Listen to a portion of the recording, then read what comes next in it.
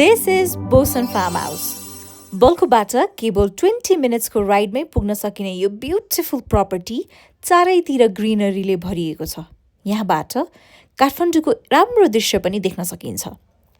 बाहिर चिल गर्नको लागि आउटडोर स्पेस पनि मजाको छ भने तपाईँ भित्र छिर्नासाथ एकदमै क्लिन र एस्थेटिक किचन देख्न सक्नुहुन्छ।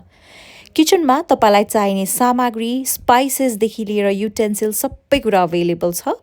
ओभन, फ्रिज सबै कुरा छ। र साइडमा तपाईको ओपन लिभिङ स्पेस छ जहाँ टिभी, क्याबिनेट, सोफा र सानो एउटा फायरप्लेस पनि छ। विन्टरको बेलामा आउँदै हुनुहुन्छ भने आगो ताप्न चाहिँ निकै मजा आउँछ। यो फार्म हाउसमा तपाईहरूले 2टा बेडरुम पाउनुहुन्छ।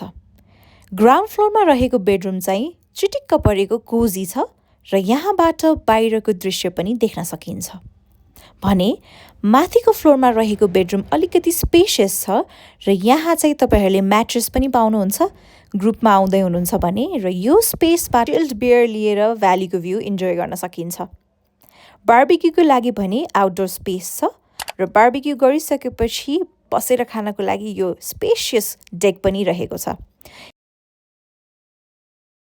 सुन्तलाको सिजन भएर होला यो फार्ममा सुन्तलाहरू ढकमक्किएर फलेको थियो। हामीले पनि फार्मको दाइलाई सोधेर केही सुन्तला र भेजिटेबल्सहरू पनि टिप्यौँ। हेर्नुहोस् त यति स्पेसियस छ यो प्रपर्टी। र डिनरका लागि हामीले प्लेन पुलाउ र चिकन र स्यालेड बनाएका थियौँ। यति मिठो भएको थियो। डिनर पछि चाहिँ हामी एकछिन फायर प्लेसमा बसेर केही स्न्याक्सहरू इन्जोय गरेर सुत्यौँ। बिहानको ब्रेकफास्ट चाहिँ त्यहीँबाट प्रोभाइड गर्नुहुन्छ। एग्स, ससेजेस र ब्रेडहरू सबै त्यहीँ प्रोभाइड हुन्छ। ब्रेकफास्ट खाएर चाहिँ हामी काठमाडौँतिर फर्कियौँ।